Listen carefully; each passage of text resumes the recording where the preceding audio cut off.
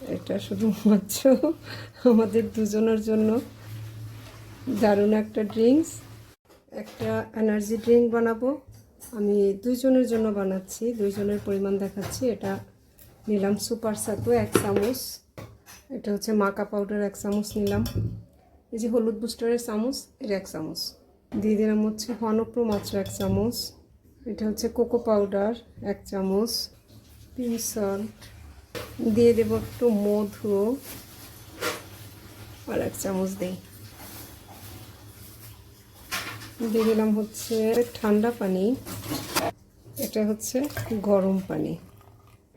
এবার ব্লেন্ড করার পালা। এই যে কেমন ফোমি হয়ে গেছে, আমি আরেকটু ব্লেন্ড করি।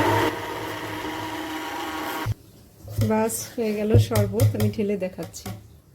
এটা কিন্তু শুধুমাত্র বড়দের জন্য, এটা বাচ্চাদের জন্য নয়।